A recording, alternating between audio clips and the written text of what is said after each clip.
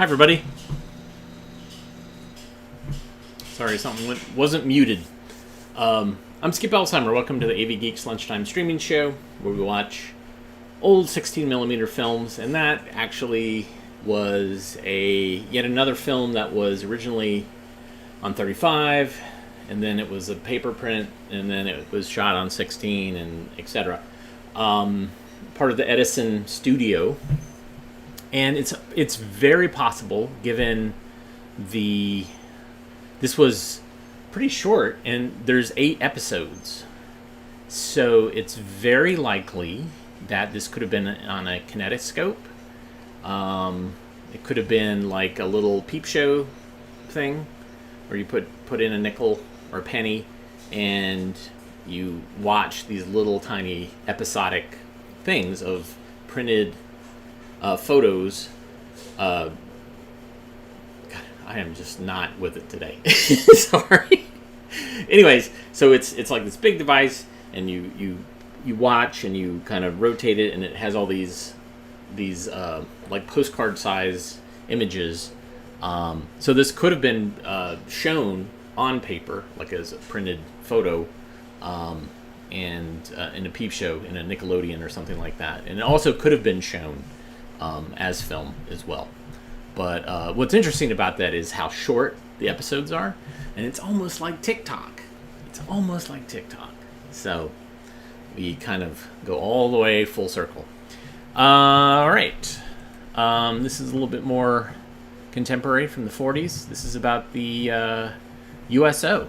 This is Private Letters of Private Dobs. Enjoy.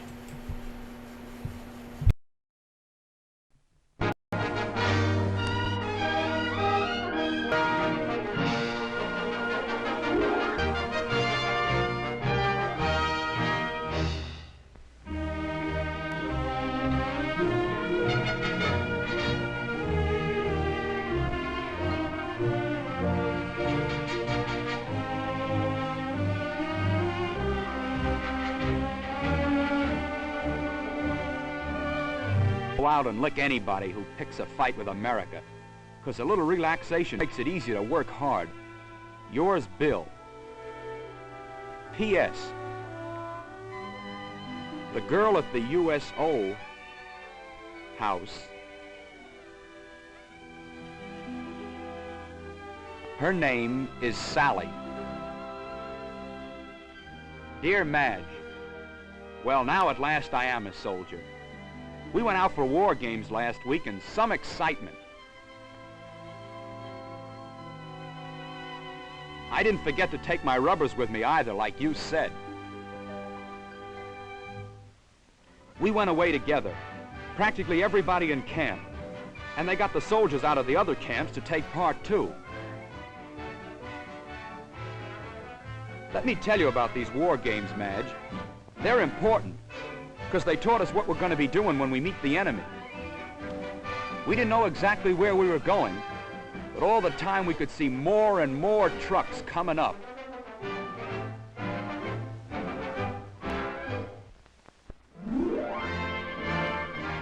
Well, we got to where we were going, and after we had piled out of the trucks, the sergeant gave us our orders.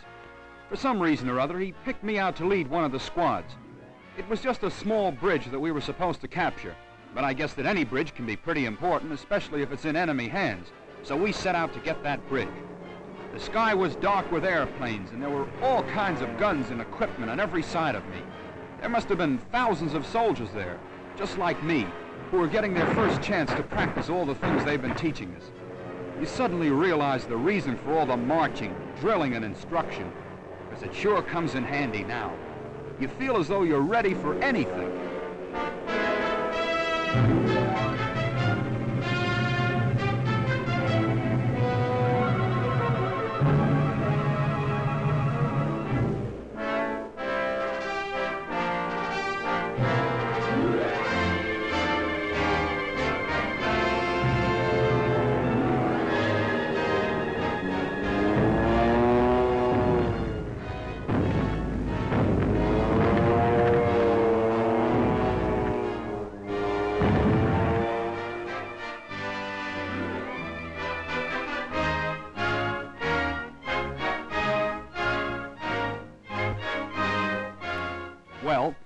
Pretty soon we came to the bridge. There were only 2 men guarding it, and that gave me an idea.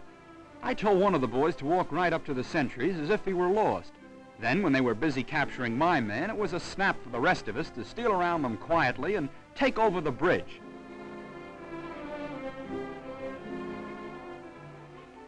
I've been learning things about the Army during war games.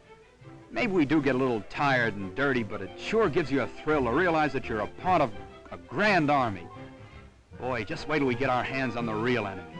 Oh, by the way, we waded across a stream today, and, well, I'm afraid that rubbers don't help much. Just when we were wondering whether we'd ever be clean again, some people from the USO came and rigged up places with showers for us. Hot water and everything.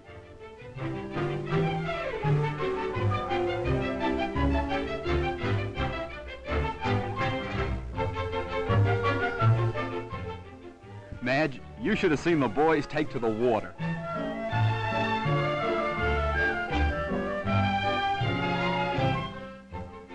Later on, the USO put on movies for us. Rita Hayworth, Cary Grant, and other big stars, in a truck that followed us around wherever we went. Naturally, when the maneuvers were over, I couldn't wait to get back to the USO clubhouse and tell Sally how much we appreciated what they were doing for us. But she only laughed and said that it wasn't just for us soldiers. After all, there are fellows in the Navy out there in the ocean keeping our enemies away from us. And the fellows in the Air Corps who are guarding us against an attack from the sky.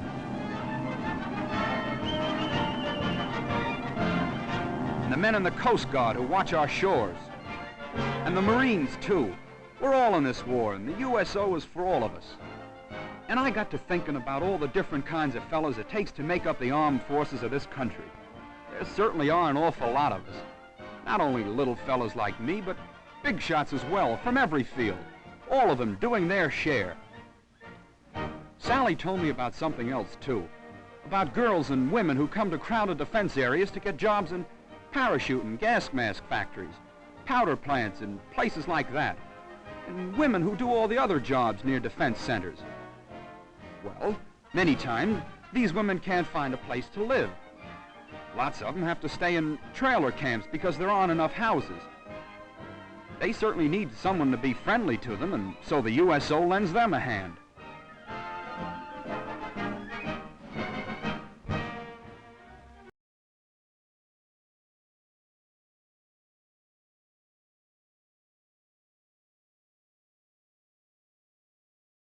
Kind of ends.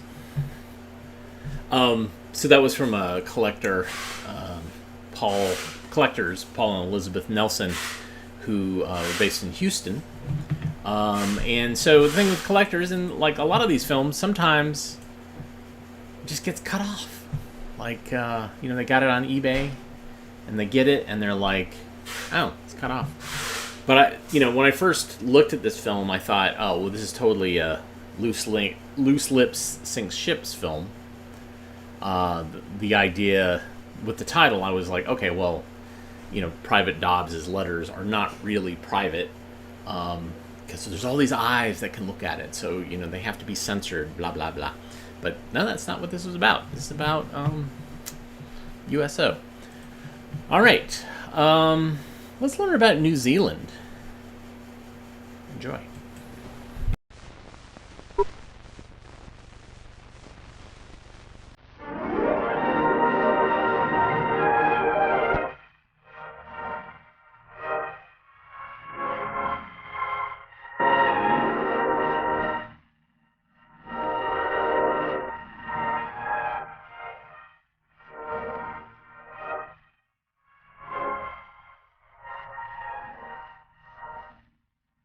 My first look at New Zealand, the harbor city of Wellington.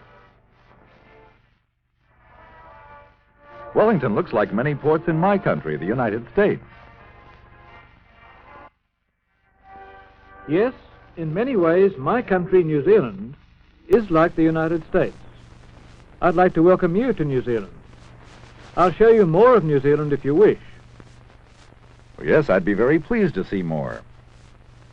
Then let's leave the city and look first at the country. Does it look familiar? It resembles our northwest United States or Canada. For instance, this mountain looks like some in our northwest. Mountains are a familiar sight to New Zealanders. They cover much of our country. We have many forests too, but the most familiar sight to nearly all of us is the sea. We are an island country, surrounded by water. Most of New Zealand is made up of two large islands, North Island and South Island. There are a few smaller islands near these. Two large bodies of water surround us, the huge South Pacific Ocean and the Tasman Sea. How big is New Zealand? New Zealand covers a little more than 100,000 square miles, and our population is more than 2 million. But in the middle of a big ocean, we're a small country. We do have a large neighbour, Australia, but we're distant neighbours. The Tasman Sea separates us by 1,200 miles. We're even further away from other lands, nearly 6,000 miles from Japan, nearly 7,000 miles from your country, the United States. Because we're surrounded by water, the ocean affects our climate. Ocean winds sweeping across the islands often bring us rain and help to moderate the temperature. The moisture we get helps the growth of forests, such as this one, of giant pines.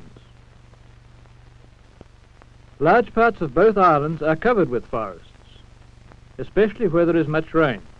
Along the rainy west coast of the South Island, thick forests grow on the mountain slopes. But on the east coast of the South Island, rolling hills are covered by small clumps of dry grass, what we call tussock grass. This tussock grass is some of the best natural grass in the world. Can you put this grassland to use? Yes, for our largest industry, sheep raising. We call our sheep ranches stations. This station owner lives on the South Island.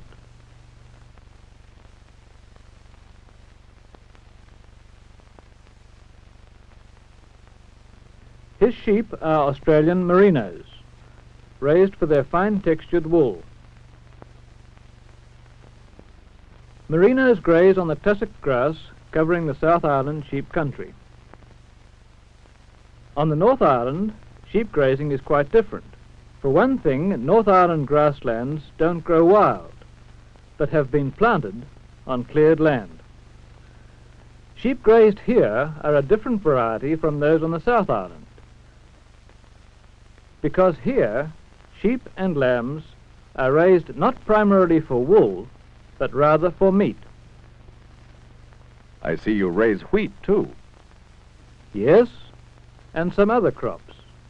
But nearly 4/5 of our farmland is used to pasture livestock. Dairy farming is our second-ranking farm industry. For example, on this small North Island dairy farm, rich grassland makes good pasture for dairy cattle. Because of the temperate climate, cattle remain outdoors the year round, except when they are milked. Nearly all our dairy farmers have machinery to help them with farm chores, such as milking.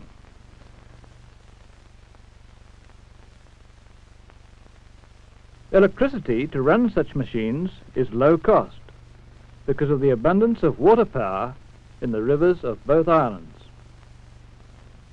New Zealand's mountains, running in a long line across both islands, northeast to southwest, are the source of most of our rivers. Swiftly flowing rivers, such as this one, supply water power to give us inexpensive electricity. This electricity goes to farms and also supplies power to cities, such as Auckland, New Zealand's largest city, located on the North Island. About 500,000 persons live and work in Auckland. Auckland certainly looks modern. It is. Auckland has modern schools and churches and museums, all very important to New Zealanders. But Auckland is also a city of stores and offices. a city of factories and industry. Manufacturing railway equipment is one of Auckland's big industries. But one of our largest national industries is meat freezing. Refrigerating plants such as this freeze lamb, mutton and beef for export to other countries. This large dairy plant produces dairy butter and cheese, not only for us New Zealanders, but for export to other countries. I've seen New Zealand cheese in our stores. Quite possible. The United States and Canada are among the best customers for our butter and cheese.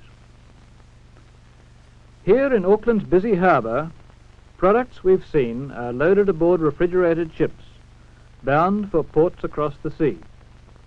I notice that many of these ships are from ports in Great Britain. Yes, we often see Britain's flag in our ports, because most of our exports go to Britain. This is New Zealand's flag. Notice how much it looks like the flag of Britain. Our parliamentary government, too, is built upon a British model, and we are a member of the Commonwealth of Nations. More than 90% of our people are of British ancestry. Thus, we New Zealanders have many of the customs of all English-speaking peoples. For instance, our libraries supply us with the latest books in English, the language we speak in New Zealand. Our many schools, too, show British influence. At school, students study such subjects as history and government, which help to train them to be useful citizens. But our British traditions are mixed with other traditions, those of the Maoris. The name on this signpost, Papakura, is a Maori name. I've read about the Maoris. Aren't they descendants of the early settlers in New Zealand? They are. This Maori farmer's ancestors came here centuries ago. About the year 1450, the Polynesian Maoris, who lived upon small, scattered Pacific islands, more than 1,000 miles from New Zealand, guided their canoes here in a series of daring ocean voyages. Many Maori customs have influenced our British traditions. For instance, rhythmic Maori music and dancing are exciting to hear and see.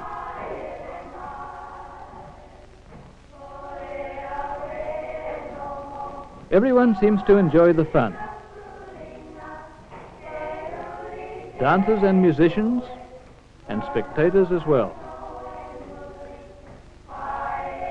From us, the Maoris have learned much about farming and commerce, and from the Maoris, we've learned much about enjoying life in New Zealand. This may mean visiting the thermal region of the North Island, where steam and boiling water rise from deep in the earth. It may mean fishing in a clear, swift stream. It seems as though you enjoy sports very much. We do. We like to hike, or play cricket, or sail.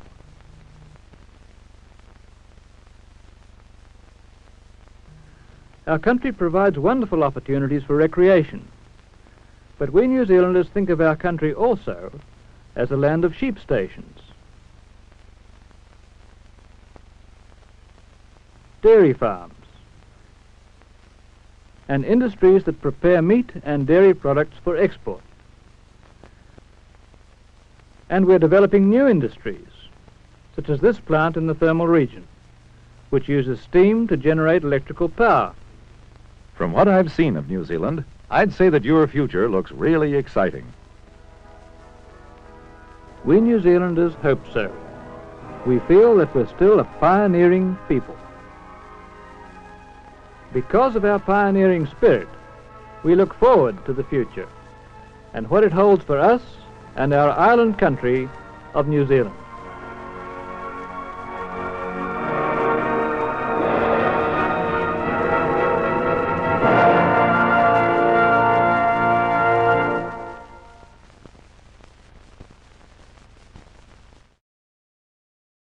So that film was weird to me because you had two narrators. A New Zealander and some U.S. guy. who I don't understand, like, why he had to be there, because he basically said, oh, well, this is like our blah, blah, blah. This is like our mountain range, or this is, oh, we've seen your cheese in our grocery stores. And all you had to do is just give those lines to the New Zealander, and he could say, this is such and such mountain range, which is like your blah blah blah range, or you may have seen our New Zealand cheese in your grocery store. Like, why did they have to have two guys? Really not quite clear on that, but whatever. All right. I think that was a Cornet film, and we got another Cornet film. So we've been, if you've been keeping score, we've been scanning both Encyclopedia Britannica and Cornet films for both of the companies that actually own those intellectual properties. So that's what you've been seeing. And the thing is, I've considered them to be they're the huge educational film companies, the two really big ones. What's fascinating is they were both based around Chicago. So Chicago is kind of the Hollywood of educational films in my mind. There were other ones on the East Coast, the West Coast, but Chicago, because then there were people that made films for both of those companies, and they started their own companies, like journal films or actual films. So anyways, here's another Cornet, The Nature of Energy. Enjoy.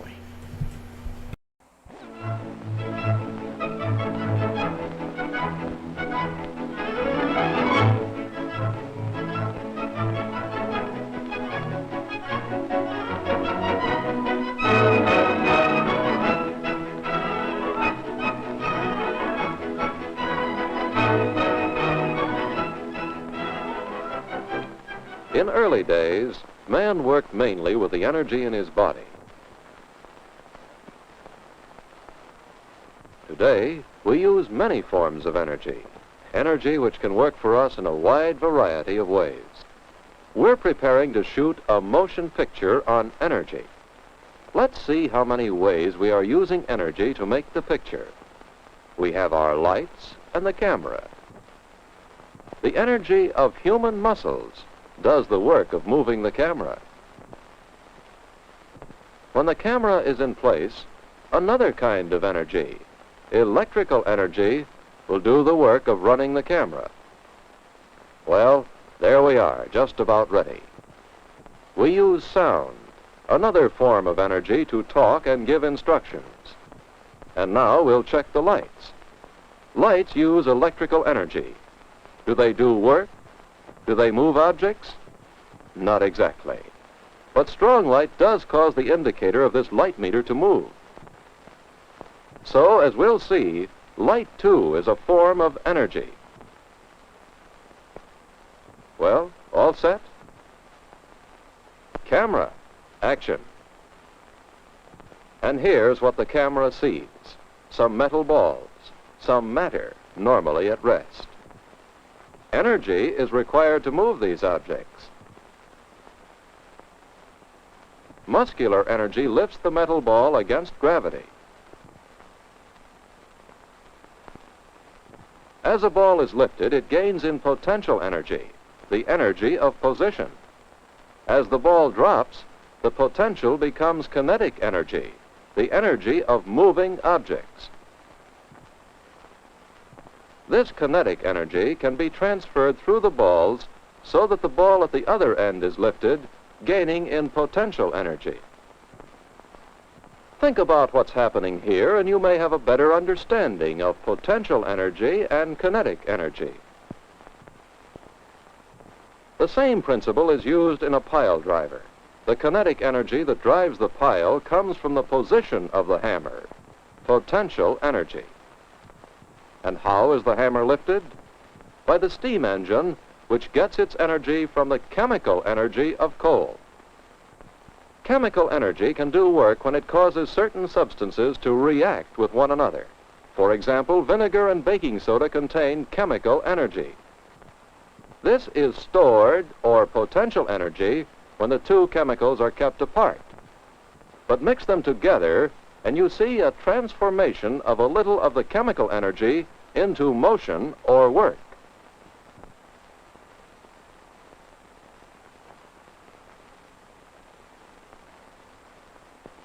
A storage battery accumulates chemical energy when it is charged. This is changed to electrical energy when you press the starter button to turn over the motor. And when you step on the gas, the chemical energy of the fuel is changed by combustion into heat energy in the motor which moves the car. Let's examine this subject of heat as a form of energy. In this laboratory demonstration, we can see heat doing work. This turbine wheel is matter at rest. Heat from the Bunsen burner will warm the water from about 25 degrees centigrade on up to the boiling point. Heat causes the water to turn to steam, which expands and moves the turbine. Expansion due to heat is the basic principle behind all kinds of heat engines. Closely allied to heat are a number of other forms of radiant energy. Radiant energy travels through space in waves of different wavelengths. You've heard of radio waves and television. The energy travels in wavelengths from 1/4 of a mile long down to a few feet in length.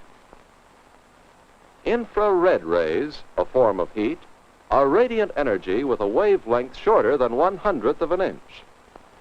Still shorter are the waves of visible light, from the longer red rays through the spectrum to violet. Ultraviolet, such as the tanning rays of the sun, is energy with an even shorter wavelength. X-rays and gamma rays can travel through opaque objects and are extremely short, about 1/1000th of an inch. All these waves are forms of radiant energy. We also use energy in the form of electricity. Here, in a simple motor that anyone can build, we see motion caused by the flow of electricity. Electrical energy can be used to do work, to operate such machines as this streetcar.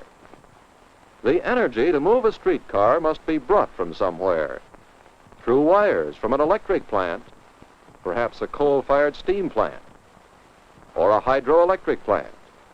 Here, electrical energy is obtained from the kinetic energy of falling water.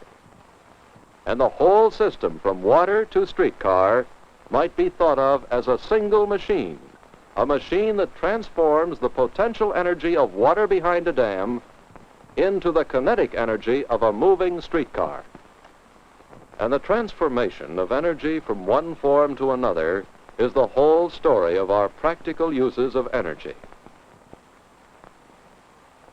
We have devised a great variety of appliances, tools, machines, and engines designed to make use of various forms of energy. But what are the sources of our energy? Natural fuels, such as coal, are one important source. Ages ago, energy from the sun, which accumulated in green plants, formed the coal we use today. Falling water may also be called a source of energy. But how did the water get where it could fall? Heat from the sun furnishes the energy which evaporates water from oceans and lakes so that it can fall as rain and flow in our rivers. So the sun is the original source of most energy. Heat and light and other forms of radiant energy result from a process in the sun, a process, we believe, of transforming matter into energy. Indications are that simple atoms of hydrogen in the sun are being built up into helium, giving off enormous quantities of energy in the process. This type of energy is called nuclear energy, or sometimes atomic energy. From the nucleus of the atom comes the explosion of the atomic bomb. But we can demonstrate some very gentle effects of nuclear energy. We use a device like this to measure the radiations of nuclear energy. Indications of such energy are picked up by the tube or probe of this Geiger counter. They are amplified in this box and show up as a warning sound on the loudspeaker. Such a measuring instrument is an important tool in our investigations of industrial and medical applications of nuclear energy.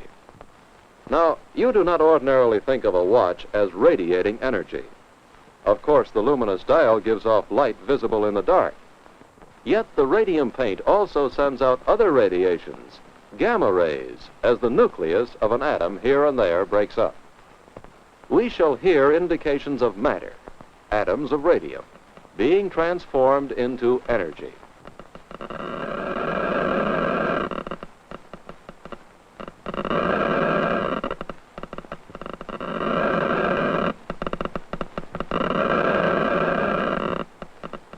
We can also see indications of this radiation of nuclear energy. Rays given off by the radium atoms cause this needle to move.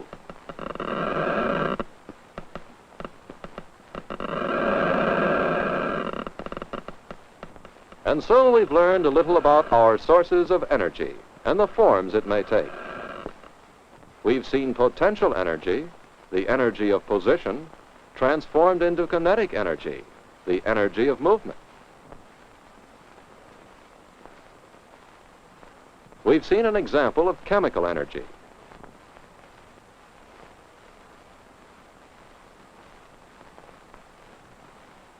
Heat energy.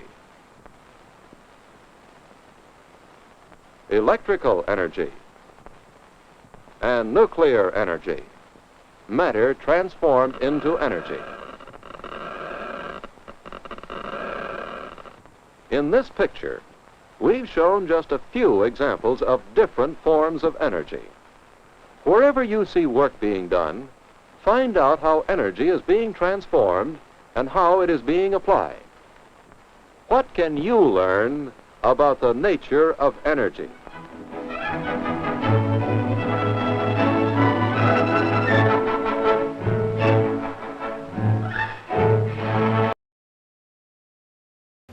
That's a great film. It starts off with that awesome music, and they get right into it. With some cavemen around a fire. It's really entertaining. So if you are interested in a tragic story, do research on the women who worked in watch factories who were painting radium on watch dials and would take the brush and kind of make it a point with their lips, dip it in the paint, and blah, blah, blah. It's not a very happy story. All right. So behind me, we're going to give this a shot on the scanner. We have I'm hoping a bunch of movie trailers. We'll see how this works out. We'll see how the splicing goes with this. And these are different than your traditional movie trailers that you would see in a theater. These are meant to be shown on television, so they tend to be a minute, 30 seconds, 45 seconds, 15 seconds.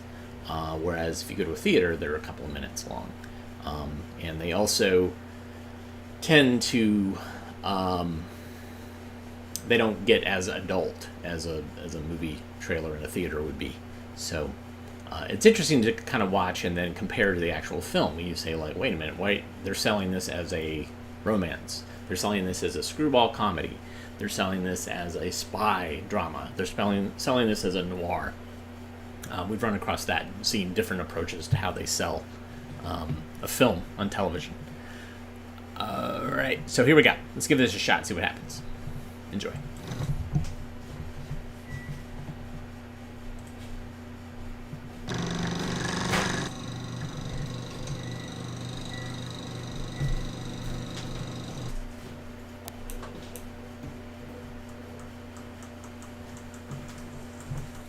To pick up a young hitchhiker. Nothing unusual about that. You'd done it 100 times before. But this time it was different. Because from the second he entered your car, terror entered your life. Terror such as you never dreamed possible. Terror in the shape of 3 savage young killers without method or mercy. They walk in and take over your home with their twisted smiles and hair-trigger guns. It is actually happening to you in your own living room in an endless night.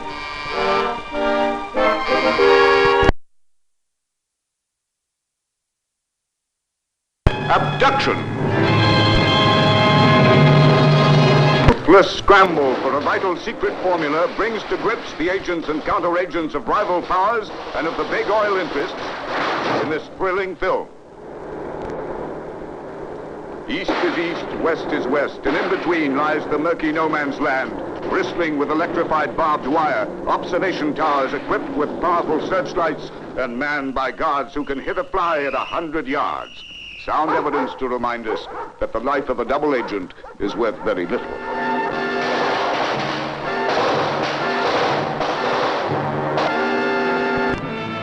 Will the arch-criminals succeed in their diabolical plan to kidnap the scientist whose secret formula is to revolutionize space travel? You'll follow her when she leaves the bar. I want you to find out where she lives. This is Vera Laurence. My brother George Laurence has disappeared. L'amour chante et chante en moi avec ses mille violons. A thrilling story about men who can give no quarter because they are struggling against a merciless enemy who will stop at nothing to achieve his murderous ends. You will live one of the most exciting Secret Service adventures ever filmed when you see Operation... Frightened, Francis. Terribly.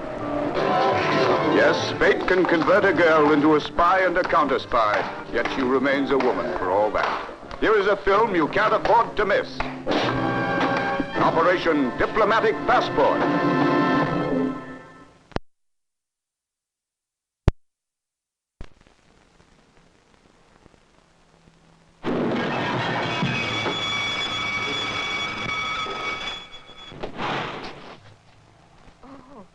If you're really bent on suicide, we can try it again.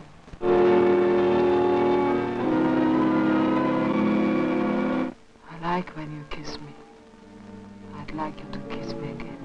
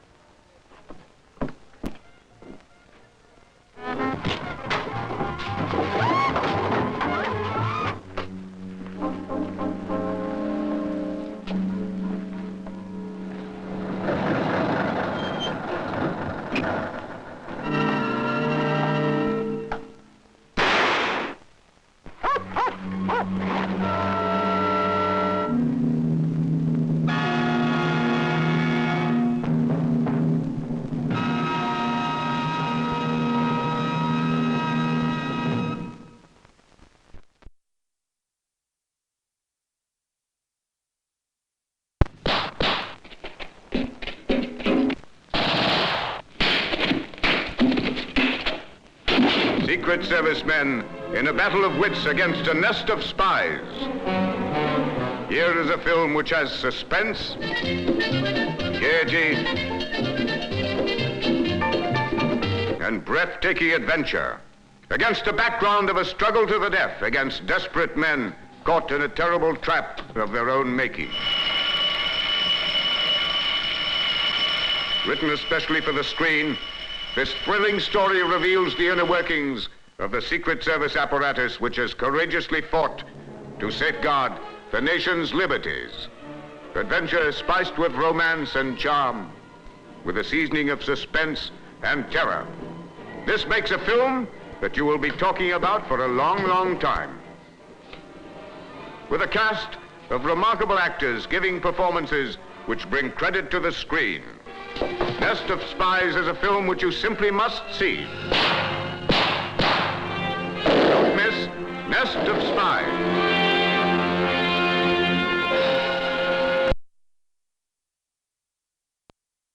I'm the kind of soldier who looks into a man's eyes and forgets orders. But they're not going to do anything to you. You and this girl will come with me. Where to? Where they will cut your throat if you're a German agent.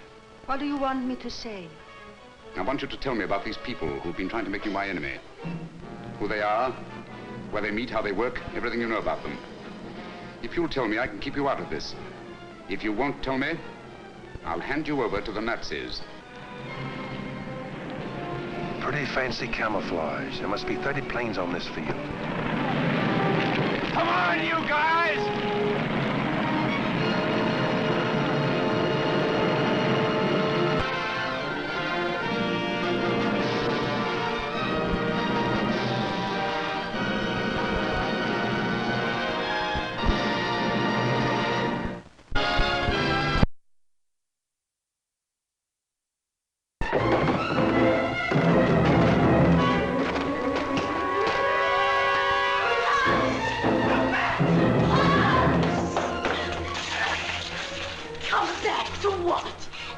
Everything. Why did you do it? I was just gonna stand there and watch him put his fat hands all over you. What else could I do? You're gonna stay away from him. And you're gonna stay away from him.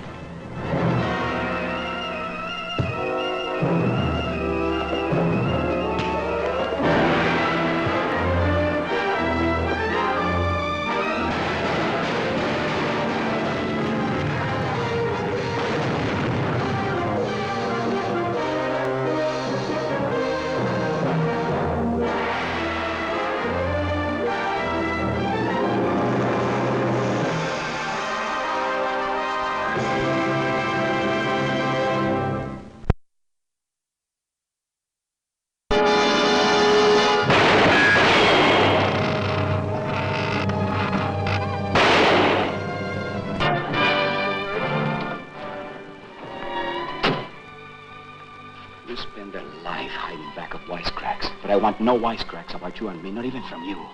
Okay. Here it is without wit or humor. I'm getting out of Sacramento in the morning. I'm heading for Los Angeles, the gay London dance hall. It's a bad thing to do to a man. Make him feel ashamed. Self-respect, they'll feed to stop walking. Common sense, better tell them to start again. This time they go the right way. I was scared of him the first time I saw him. I didn't want my husband to hire him. First thing I knew, I heard her hollering up at the house. He's the best man I ever met. And the kindest.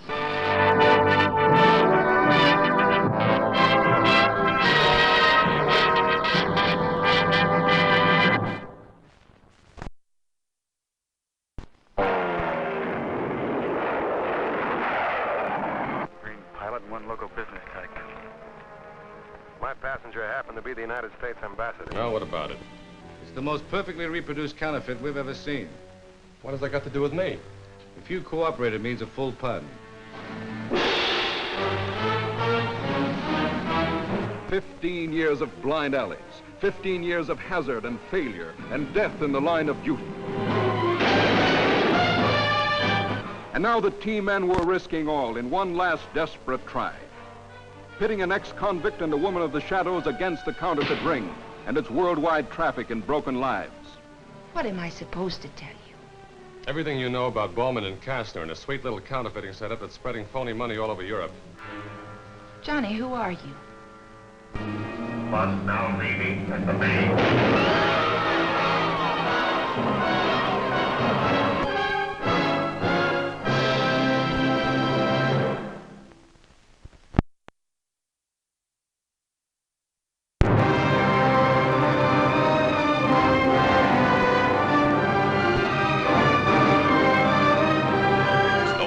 Wonderful story of the prison psychologist who went inside to test the convicts and almost went crazy himself. My fountain pen's missing. Hold everything. Men, there's a thief among us. Now, they can't get an expert in until after the 4th, but they have to meet the payrolls today. You want me to open the safe? That's the general idea. But, Doc, in broad daylight, without I gotta listen for cops, I ain't got no experience that way.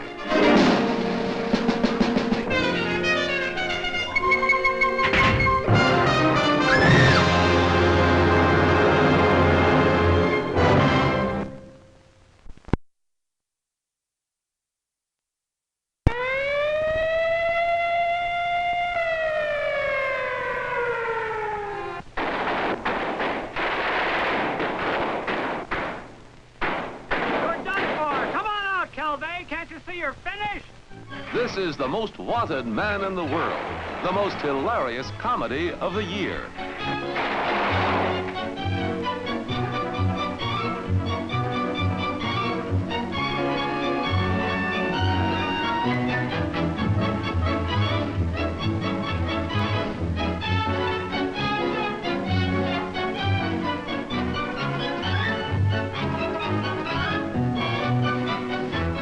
Yes, that fabulously funny Frenchman, Fernandel, has turned to a life of crime, and the underworld will never be the same.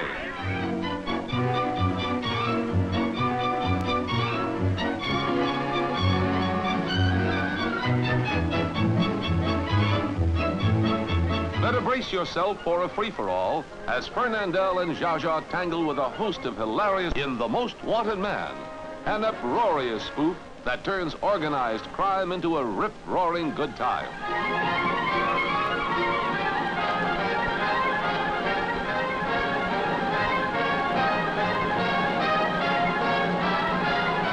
The most delightful comedy you'd ever want to see.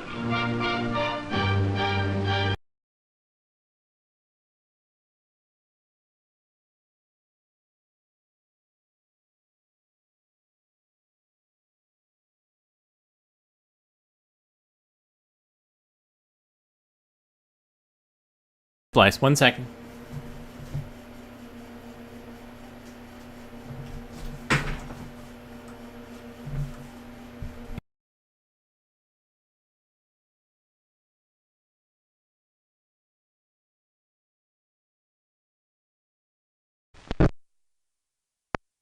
The Outsider, starring Tony Curtis in his most moving and electrifying portrayal since The Defiant Ones, in the true story of the Indian boy Ira Hamilton Hayes, one of the heroes of Iwo Jima.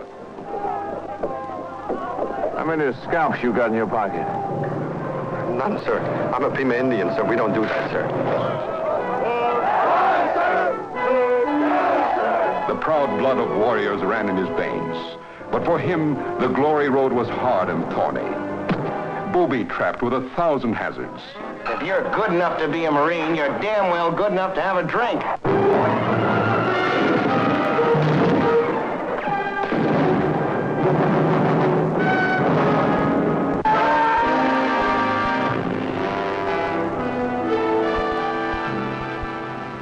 His brother's life.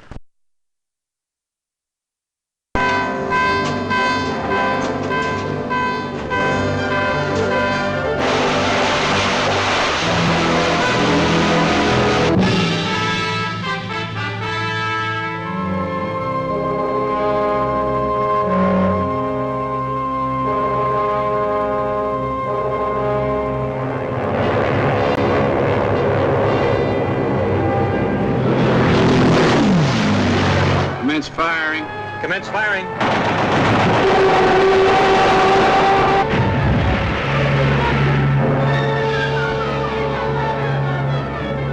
There goes your skipper who came aboard to be a hero. He's bucking for another medal.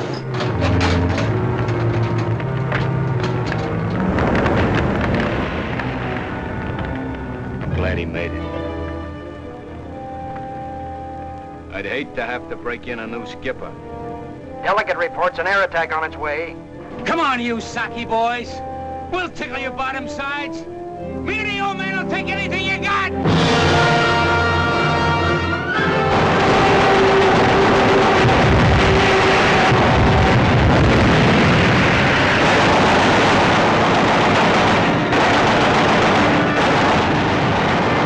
It's gonna hit! Stop!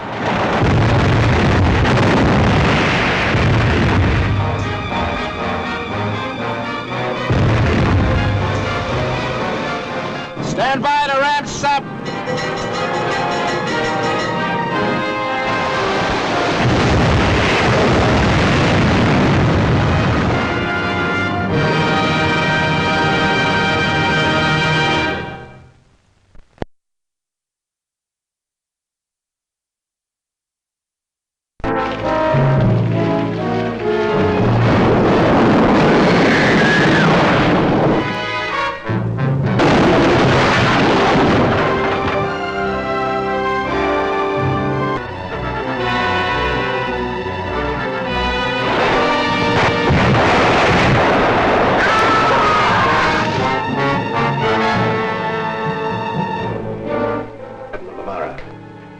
can hear and understand me. I'm Commander Thompson, Office of Naval Intelligence, United States Navy. Alive? Barely. We drink again?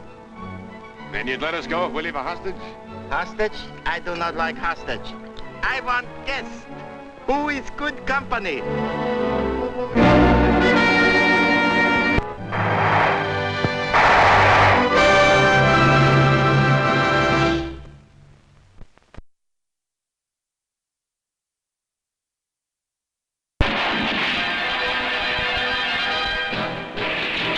The war is drawing to an end. The panzers are being thrown out of France. But men go on fighting, nobody knows why, for obscure reasons, for an ideal, to forget, or for vengeance.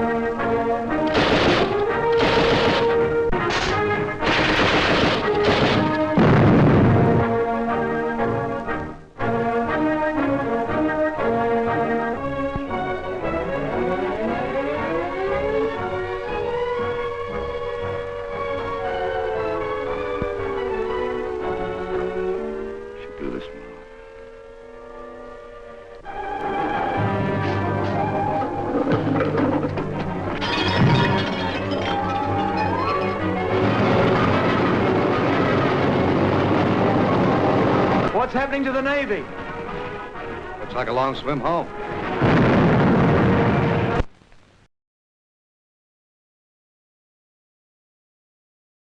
The end. That was it. It was a mixed bag of stuff. I think there was one faded color thing in there, but it was a lot of war pictures, spy pictures.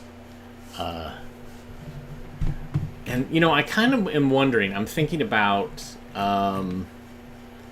the...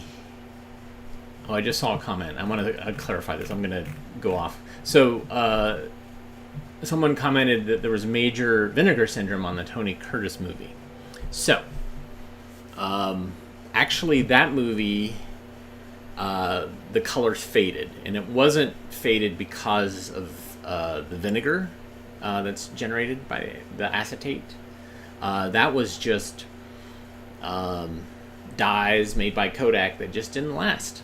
And that can sometimes happen just naturally. It could be related to how it was stored, but it didn't have a vinegar smell to it. Vinegar syndrome is a totally different thing, believe it or not. So you can have you can have film that can suffer from lots of different things, like mold can grow in the emulsion because it's kind of this gel. You can have vinegar syndrome where the base, clear base, begins to break down, and it has this chemical reaction where it starts releasing acetic acid, which is vinegar, and that begins to corrode the can. The can becomes airtight, and then it gets even worse and worse. The film becomes isn't pliable anymore, and it begins to shrink, and all this stuff, nasty stuff happens to it. But yeah, sometimes the color dyes can just fade. The other thing that can happen to it is somebody drips water on it, and you get water damage. So there you go. So one of the things I'm kind of wondering, I don't have the research here, but some of those seem like they weren't television trailers. They don't have that same kind of feel that a 60s or 70s trailer has. So I don't know if these were shot on 35 and shown in theaters, and then reduced down to 16 for the collector market, or I don't know. I have no idea where these came from. These were not distributed normally, so who knows? Who knows? But there's a little bit of geeking out for you. And I think that's what we got today. That's the last film. I feel bad that I wasn't able to show you those TV ads on Friday because of all the splicey problems.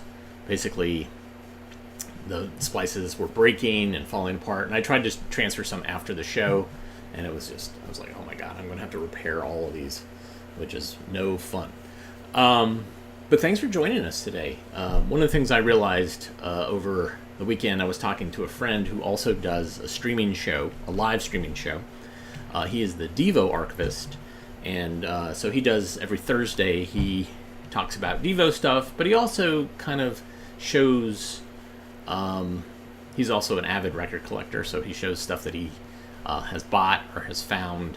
And so we were talking about our audiences, and I gotta say, my audience is better than his. I think we have more people watching. He gets more people donating stuff, but that's. I mention that because you can donate to AV Geeks at ko-fi.com/AVGeeks or Patreon. He uses this super chat feature, which is in YouTube. I don't know. I just appreciate that you guys are showing up and you're watching these films, because he was like, yeah, you should just do a thing where you're not showing films. And I'm like, why would I do that? I like showing films. I like watching the films with you. And so nobody wants to have me sit around and just talk about films and what I'm doing. Like, you want to see some films. And so that's what we're here for. But that's a whole lot to say. If you like what you saw today, or in general, hit the thumbs up button, or hit the like button, or the subscribe button. Those help the algorithms. And I've begun to monetize some of my other shows. So the ads show, so I get a little bit of revenue from that, so that I don't really have to ask you for coffee. But sometimes I need coffee. But anyways, yeah, hit the like button. Also, if you want to watch some more stuff after this is done, you can go to avgeeks.com, and there is a 24/7 channel there that's not through YouTube, which you're welcome to watch previous lunch shows, other things that we've scanned. We have like 2,000 things up there. So that's a great way to watch and support and to watch some more stuff that maybe you haven't seen. Anyways, everybody have a great rest of your day, and we'll be back again tomorrow. As always, please rewind and love each other, and including yourself. And we'll talk to you soon. Take care.